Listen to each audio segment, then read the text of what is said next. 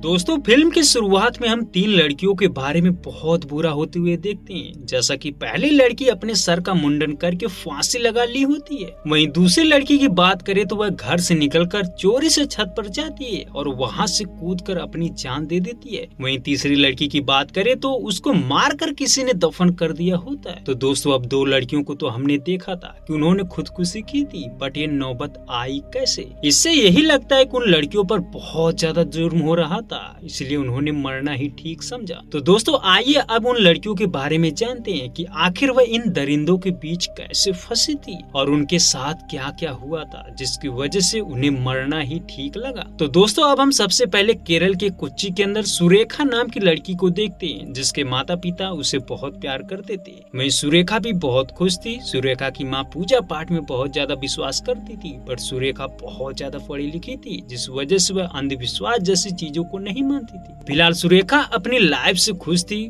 उसके बाद मध्य प्रदेश के अंदर एक नेहा नाम की लड़की को दिखाया जाता है। नेहा अपने पिता के साथ भाला फेंक प्रैक्टिस कर रही होती है, जिससे यही समझ आता है कि उसके पिता का सपना था कि नेहा भाला फेंक नेशनल खेले और उसमें मेडल जीते, जिससे उसका पूरे देश में नाम हो। वही तीसरी लड़की दिव्या, जो राजस्थान के जोधपुर में रहती थी। दिव्या एक कंटेंट क्रिएटर थी, मतलब कि दोस्तों वह रील बनाती थी। उसका सपना था कि वह एक दिन वायरल हो। दिव्या को डांस करना बहुत ज्यादा पसंद था, बट वह क्लासिकल डांस करती थी। वहीं पर हम उसके एक बॉयफ्रेंड को भी देखते हैं, जिसका नाम था रशीद। रशीद दिव्या से बहुत ज्यादा प्यार करता था। वहीं दिव्या भी उससे बहुत प्यार करती थी। रशीद उसे शादी करने की जिद कर रहा था। उसका कहना था कि वह उससे शादी कर ले, उसके बाद वह ग्लैमरस वाली रील बनाएंगे, क्योंकि आज के जमाने में ऐसी ही चीजें लोग देखना पसंद करते हैं। वहीं आज वह जैसी रील बनाती है वैसा कोई नहीं देखता। तो दोस्तों, यहाँ पर रशीद उसे शादी करने के लिए फोर्स कर रहा होता है। वहीं दिव्या का कहना था कि उसके माता पिता उसको ये करने की परमिशन नहीं देंगे, और तो और अभी वह सिर्फ 16 साल की है। अब रशीद उसे समझाता है कि प्यार की कोई उम्र नहीं होती, वह शादी कर ले, उसके बाद सब कुछ ठीक हो जाएगा। उसके बाद हम नेहा को देखते हैं, जो राजू नाम के लड़के से प्यार करती थी। अब राजू भी उससे शादी करना चाहता था, बट नेहा अपने गेम की वजह से अभी 2 साल रुकने को बोल रही थी, क्योंकि उसे लगता था कि उसे नेशनल प्लेयर बनने में 2 साल लग सकते हैं। उसके बाद वह शादी कर लेगी, क्योंकि अभी वह शादी करेगी तो वह कभी भी नेशनल खेल नहीं सकती और उसकी आजादी छिन जाएगी। बट राजू उसे यकीन दिलाता है कि वह जब शादी करेंगे तो वह सबसे पहले उसे अपनी शादी का यही गिफ्ट देगा। मतलब कि दोस्तों, राजू उसे बताता है कि वह इंडिया के सबसे बेस्ट कोच से उसकी ट्रेनिंग करवाएगा। अभी सुनकर नेहा बहुत खुश होती है।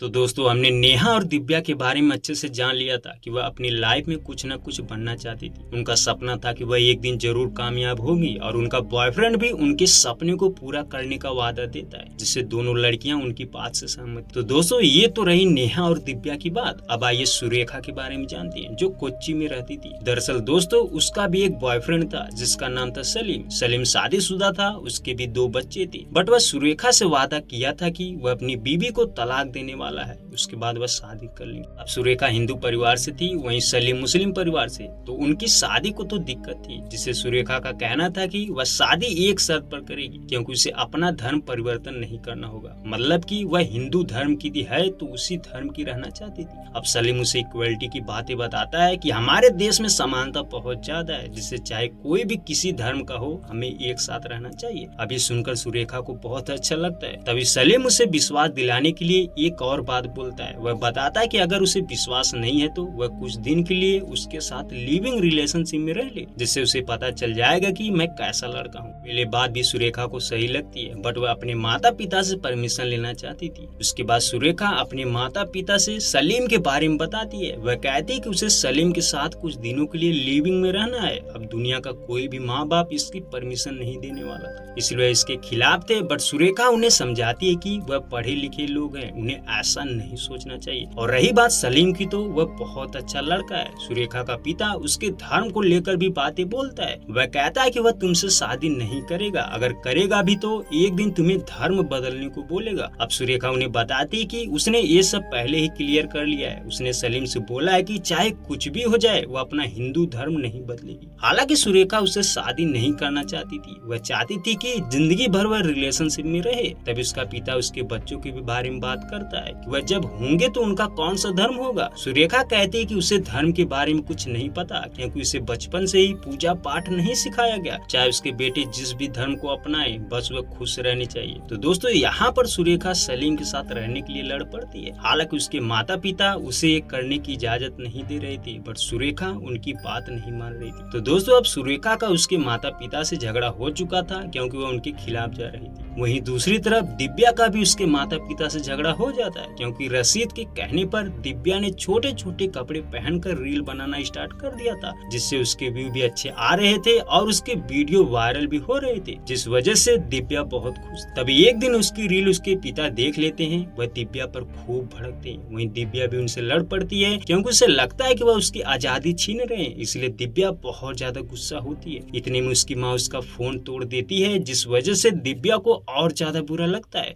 अब वह ये अंतर कर पाती है कि उसके माता पिता उसकी आजादी छीन रहे हैं और वहीं रशीद उसका बहुत ख्याल रखता है। वह उसकी लाइफ के बारे में भी सोचता है। तो दिव्या तुरंत रशीद को कॉल करती है, तो रोते हुए सारी बातें बताती है। वहीं रशीद उससे कहता है कि वह पहले से ही कह रहा है कि भाग चलते हैं। तो दोस्तों यहाँ पर दिव्या रशीद के साथ भागने का फैसला लेती है। उसके बाद हम जेवलिन थ्रो वाली नेहा को देखते हैं, जो राजू के साथ मंदिर आई थी। वह चोरी छुपा मंदिर में ही मिलते थे। यहाँ पर राजू से बहुत समझाता है और कहता है कि वह एक बार अपनी मर्जी से शादी कर लेंगे तो सब कुछ ठीक हो जाएगा। वहीं नेहा का कहना था कि वह अगर भागकर शादी करेंगे तो उसके घर वाले उसे नहीं अपनाएंगे, बट राजू से कन्विंस करता है कि अगर वह एक बार शादी कर लेंगे तो उसके माता पिता को हर हाल में उन्हें अपनाना होगा। तो दोस्तों यहाँ पर राजू जैसे तैसे उसे शादी के लिए मना लेता है और उसी मंदिर में शादी कर लेता है। इधर नेहा ने राजू से शादी कर लिया था, बट उधर उसके माता पिता उसके लिए रिश्ता ढूंढ रहे थे। उन्होंने उसे बोला था कि वह संडे को खाली रहेगी, क्योंकि उसे देखने लड़के वाले आ रहे हैं। अब दोस्तों संडे के दिन जैसे नेहा को देखने लड़के वाले आते हैं, उसकी माँ उसे तैयार होने को बोलती है, बट नेहा तो पहले से ही राजू से शादी कर ली थी। अब वह मजबूर होकर उन्हें सारी बातें बताती है। वह बताती है कि उसने पहले ही मंदिर में शादी कर ली है। अभी सुनते ही उसके पेरेंट्स बहुत ज्यादा गुस्सा करते हैं और उसे घर पर भी नहीं रखना चाह रहे। तो दोस्तों कुछ इस तरह तीनों लड़कियां अपने माता पिता के खिलाफ जाकर अपना घर छोड़ देती हैं। जैसा कि नेहा राजू के साथ शादी कर ली थी, इस वजह से उसे उसके घर पर रहना था, तो नेहा राजू के साथ उसके घर चली जाती है। वहीं सुरेखा की बात करें तो वह अपने पेरेंट्स के खिलाफ जाकर सलीम के साथ रिलेशनशिप में रहने चली जाती है। वहीं दिव्या की बात करें तो दिव्या चोरी से रशीद के साथ भाग जाती है। वहीं जब उसके माता पिता को पता चलता है तो वह उसे बहुत ढूंढते हैं, बट दिव्या तो रशीद के साथ शादी कर ली होती है, वो भी मुस्लिम धर्म के हिसाब से। अब दोस्तों तीनों लड़कियां तो घर से भाग चुकी थी, बट उनके माता पिता पर क्या बीत रही थी शायद उन्हें पता नहीं। वह किस दर्द से गुजर रहे थे ये उन्हें ही महसूस हो रहा था। हालांकि उनको पता था कि उनकी बेटी जो कर रही है वह गलत है, बट वह क्या करती, वह तो मजबूर थी। तो दोस्तों आइए अब ये देखते हैं कि घर छोड़ने के बाद सुरेखा, नेहा और दिव्या का क्या हाल होता है। सबसे पहले हम दिव्या को देखते हैं, जिसे रशीद अपने घर पर लाया था। दिव्या महसूस कर पाती है कि उसके घर वाले उसके साथ थोड़ा अजीब बिहेव कर रहे थे, मतलब कि अब उसे अपना धर्म बदलने की बात कर रही थी। दिव्या इस चीज से परेशान थी। रशीद की माँ उसे समझाती है कि लड़की यहाँ से भाग सकती है, इसलिए उसे जल्दी से जल्दी उसके साथ बच्चा पैदा करना होगा, जिससे वह रहने के लिए मजबूर हो जाएगी। वहीं दिव्या की माँ बार बार उसे कॉल कर रही थी, बट रशीद उसे उनका फोन नहीं उठाने देता है। उसके बाद उसका सिम चेंज कर देता है। दिव्या अपना धर्म नहीं बदलना चाह रही थी, बट रशीद उसे समझाता है कि अगर वह चाहती है कि उसके घर वाले उसके साथ अच्छे से रहें और उसे रील बनाने की परमिशन दें, तो उसे अपना धर्म बदलना होगा। अब दिव्या ने तो रील बनाने के लिए तो रशीद से शादी की थी, इसलिए वह धर्म बदलने को तैयार हो जाती है। उसके बाद हम नेहा को देखते हैं। राजू नेहा को आगरा लेकर आया था। वह बताता है कि उसके घर वाले उससे नाराज हैं, इसलिए उन्हें यहाँ पर रहना पड़ेगा। नेहा को यहाँ रहते हुए 3 दिन बीत चुके थे। वह ठीक से प्रैक्टिस भी नहीं कर पा रही थी, क्योंकि वह हर रोज अपने पापा के साथ प्रैक्टिस करती थी, जिस वजह से उसे उनकी बहुत याद आ रही थी। वही राजू ठीक से खाना भी नहीं खाता था और उदास रहता था। नेहा को लगता है कि उसको काम नहीं मिल रहा है, इस वजह से वह परेशान है, बट राजू की परेशानी कुछ और थी। राजू एक शाम नेहा को बताता है कि वह हिंदू नहीं है, वह एक मुस्लिम है। उसका नाम फैजान है। अब ये सुनते ही नेहा उसे थप्पड़ मारती है और जोर जोर से चिल्लाने लगती है क्योंकि राजू ने उसे धोखा दिया था। अब फैजान यहाँ पर भी इमोशनल बातें करता है। वह कहता है कि उसने ये सब अपने प्यार की खातिर किया, अगर वह पहले ही बता देता तो तुम प्यार नहीं करती, और तो और मैंने तुम्हारे लिए अपना परिवार छोड़ दिया। अब फैजान की इमोशनल बातें सुनकर नेहा का दिल पिघल जाता है, वह फिर से मान जाती है। अब फैजान खुशी खुशी नेहा को अपने घर लाता है। तो दोस्तों यहाँ पर हम देखते हैं कि नेहा और दिव्या का धर्म परिवर्तन कर दिया जाता है। वह अपनी मर्जी से कन्विंस होकर अपना धर्म बदल देती हैं। दिव्या का नाम आलिया रखा जाता है, वही नेहा का नाम नफीजा।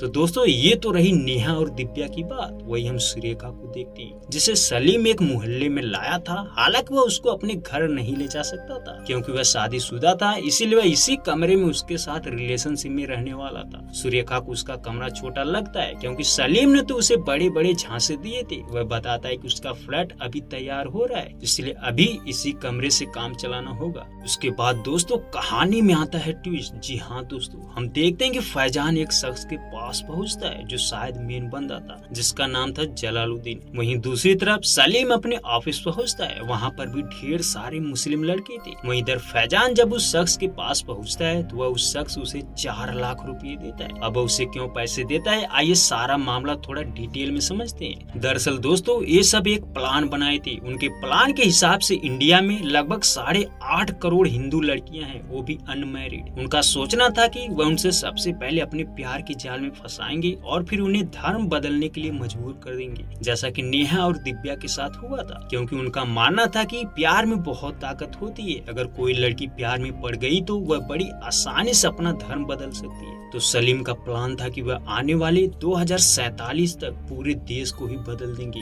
मतलब कि वह 8.5 करोड़ लड़कियों को हिंदू बना देंगे, जिससे पूरा देश इस्लाम में कन्वर्ट हो जाएगा। वेल इसी प्लान से वह ढेर सारे लड़कों की गैंग बनाए थे, उन्हें अलग अलग शहरों में भेजते थे ताकि वह लड़कियों को फंसा कर लाए और उनका धर्म बदल दे। मैं उन्हें उसके बदले पैसे भी मिलते थे। तो दोस्तों अब जाकर हमें सारा मामला समझ आता है। तो आइए देखते हैं कि सुरेखा, नेहा और दिव्या के साथ क्या होता है। उसके बाद हम देखते हैं कि दिव्या और रशीद को पुलिस पकड़ लेती है क्योंकि दिव्या के माता पिता ने कंप्लेन लिखाई थी। उनका कहना था कि उनकी बेटी 16 साल की है, इसलिए रशीद ने उसे बहला फुसला कर उससे शादी की है। दिव्या के पिता प्रूफ भी दिखाते हैं वह 16 साल की है, बट रशीद भी कुछ डॉक्यूमेंट बनवाया था जिससे साबित हो रहा था कि वह 18 साल की हो गई है। अभी देखकर ऑफिसर फैसला लेता है कि उसे इस मामले की जाँच करनी पड़ेगी कि किसका डॉक्यूमेंट सही है, उसके बाद कार्रवाई की जाएगी। तब तक दिव्या अपने पति के साथ ही रहेगी। तो यहाँ पर दिव्या रशीद के साथ ही रहती है। उसके बाद दोस्तों जब दिव्या रशीद के घर जाती है ना, तो वहाँ पर उसके साथ बहुत बुरा होना शुरू होता है। दिव्या कमरे में रील बना रही थी, तभी रशीद आता है, वह उसका फोन निकाल देता है और कहता है कि उसे रील बनाना अलाउ नहीं है क्योंकि इनके धर्म में ये सब हराम है। अब ये सुनते ही दिव्या के होश उड़ जाते क्योंकि उसने रील बनाने के लिए तो शादी की थी, इसलिए अपने माँ बाप को छोड़ा था, बट यहाँ तो उसे टॉर्चर किया जा रहा था, जिस वजह से दिव्या बहुत गुस्सा होती है। बट रशीद उसे अपनी माँ के सामने ही थप्पड़ मार देता है। ये देखकर दिव्या को समझ आ चुका था कि उसने कितनी बड़ी गलती करी है। वहीं दूसरी तरफ नेहा का जब मुस्लिम धर्म के हिसाब से शादी की जाती है, तब वहाँ का जो मेन बंदा होता है ना, जलालुद्दीन, वह नेहा को अपने पास 40 दिन तक रखता है और उसके साथ 40 दिन तक लगातार संबंध बनाता है। उसके बाद जब फैजान आता है तो उसे बताता है कि अब उसकी बीवी पाक हो गई है, वह उसके साथ जिंदगी बिता सकता है। तो दोस्तों अब नेहा एकदम टूट चुकी थी, वह जोर जोर से रो रही थी, हालांकि वह भाग भी सकती थी, बट फैजान उसे लॉक करके रखता था। वहीं दूसरी तरफ सुरेखा की बात करी तो एक दिन सलीम उसके पास अपनी बीबी को लाता है, जिसे देखकर सुरेखा शौक थी क्योंकि सलीम ने उसे बोला था कि वह अपनी बीबी को तलाक दे दिया है, बट आज वह उसके घर लाया था। वह चाहता था कि वह दोनों साथ में रहे। सुरेखा उससे पूछती कि उसने तो बोला था कि वह तलाक दे दिया है, तो फिर वह यहाँ पर कैसे। अब सलीम उसे बताता है कि तलाक इतनी आसानी से तो नहीं होता, उसके लिए कुछ रीजन होना चाहिए और पैसे भी देने पड़ते हैं। फिलहाल उसके पास अभी इतना पैसा नहीं है। तो दोस्तों सुरेखा उसे अपने कमरे में नहीं रखना चाहती थी, बट सलीम रोने का नाटक करता है और कहता है कि बस 3-4 महीने की बात है, वह उसे तलाक दे देगा। अब धीरे धीरे कुछ दिन बीत जाते हैं। सुरेखा को यकीन हो गया था कि अब वह फंस चुकी है क्योंकि सलीम बार बार बहाना कर रहा था। सुरेखा वहाँ से भागना भी चाह रही थी, पर सलीम उसे जबरदस्ती रोक रहा था और उस पर हाथ भी उठाने लगा। हालांकि वह भागना भी चाहती थी, बट सलीम ने उस मोहल्ले की औरतों को उसकी निगरानी के लिए रखा था, जिससे सुरेखा का भागना इतना आसान नहीं था। वहीं दूसरी तरफ दिव्या एक बार फिर से रील बना रही थी, तभी आवाज सुनकर रशीद उसके पास आता है। इस बार वह बहुत गुस्से में था। वह उसका फोन छीनते हुए बोलता है कि उनके धर्म में ये सब करना हराम है। दिव्या का कहना था कि वह उसके धर्म का सब कुछ कर रही है, नमाज पढ़ती है, कलमा पढ़ती है, सब कुछ करती है, बट उसको सिर्फ रील बनाने की आजादी दे दे। बट रशीद उसे बहुत मारता है। उसके बाद हम ये देख पाते हैं कि दिव्या प्रेग्नेंट भी हो चुकी थी। तो दोस्तों अब उन पर अत्याचार होने लगा था। उनका एक एक दिन नर्क के समान। इसी बीच उनके माता पिता भी उनसे मिलने आ रहे थे, लेकिन वह देखते थे कि उनका कमरा लॉक है, क्योंकि वह बाहर से उनका कमरा लॉक कर देते थे। वहीं मोहल्ले के लोग बहाना बनाते थे कि वह कहीं पर गए। तो दोस्तों कुछ इस तरह उनकी जिंदगी चल रही थी। तभी एक दिन दिव्या के घर रशीद एक और लड़की लाता है। दिव्या उसे देखते ही उस पर चिल्लाने लगती है, बट उसकी तबीयत खराब थी, इसीलिए वह बेहोश हो जाती है। तो दोस्तों इससे यही समझ आता है कि वह इसी तरह 2-3 महीने में एक एक लड़की लाते थे और उनका धर्म परिवर्तन कर देते थे। वहीं दूसरी तरफ सलीम सुरेखा को धर्म बदलने के लिए फोर्स कर रहा था। सुरेखा का कहना था कि वह कभी भी ऐसा नहीं करेगी। सलीम कहता है कि जब तक वह धर्म नहीं बदलेगी तब तक वह उसे ऐसे ही कैद करके रखेगा। इसके बाद दोस्तों हम नेहा को देखते हैं, जिसके साथ तो बहुत गलत हो रहा था। दरअसल दोस्तों नेहा छोटी जात की थी, जिस वजह से उसके लाने पर जो अलाउद्दीन नाम का बंदा था ना, वह सिर्फ 4 लाख ही दिया था, जबकि बड़ी जात की लड़की लाने पर वह 12 लाख तक भी देते थे। तो फैजान की माँ कहती कि उसकी बीवी को खिलाने पिलाने में ज्यादा खर्चा हो रहा है, इसलिए उससे वसूलना तो पड़ेगा। तो दोस्तों फैजान अब नेहा से धंधा कराने की सोचता है। वह पैसे लेकर मोहल्ले के आदमियों को उसके कमरे में भेज देती। हालांकि नेहा रो रही थी, चिल्ला रही थी, बट वह उसे बिस्तर पर ही बांधे रहती थी, जिससे वह मजबूर थी। तो दोस्तों नेहा के साथ रोज रेप होता था।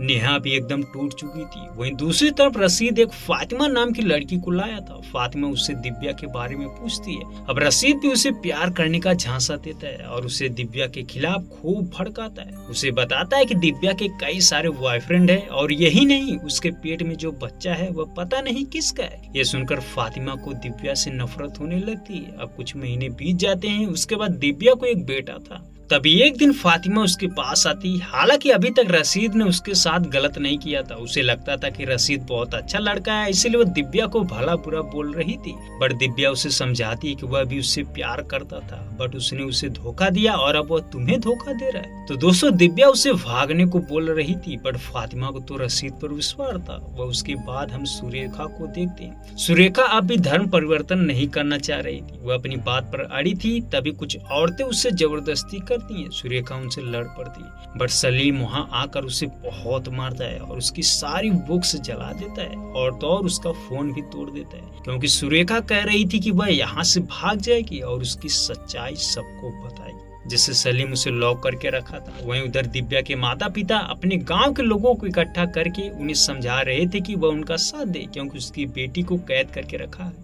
और कानून के हिसाब से तो वह कुछ कर नहीं सकते थे, क्योंकि दिव्या उनकी पत्नी थी। बट उसके गांव के लोग उनकी बात नहीं मानते। उनका कहना था कि अगर हम उनके खिलाफ गए तो वह हमारी बेटियों के साथ भी गलत कर सकते हैं। वेल यहाँ पर उनका कोई साथ नहीं देता। उसके बाद हम दिव्या को देखते हैं। दिव्या और फातिमा साथ में बैठी थी। वे एक दूसरे से घुल मिल चुके थे। तभी फातिमा उसे रील बनाने के लिए अपना फोन देती है। अब दिव्या उस फोन से रील बनाने लगती है, बट मौके का फायदा उठाकर अपने पिता को कॉल करती है। उन्हें सारी सच्चाई बताती है कि वह यहाँ पर फंस चुकी है। दिव्या के पिता का कहना था कि वह सिर्फ एक वीडियो बनाकर भेज दे, उसके बाद वह कुछ करते हैं। अब दिव्या फोन से वीडियो बनाने लगती है। वह सारी बातें बताती है और रिकॉर्ड करके अपने पिता को भेज रही थी। तभी इतने में कमरे में रशीद आ जाता है। उसे देखते ही दिव्या फोन चुरा देती है। वहीं जब रशीद कमरे से बाहर जा रहा था ना, तभी फोन बजने लगता है। अब आवाज सुनकर रशीद को पता चल चुका था। वह उसका फोन छीनने की कोशिश करता है, पर दिव्या नहीं मानती। वहीं फातिमा भी उसे रशीद को रोकने की कोशिश कर रही थी, जिससे रशीद उसे भी मार देता है और दिव्या का सर दीवार में जोर जोर से पटकने लगता है,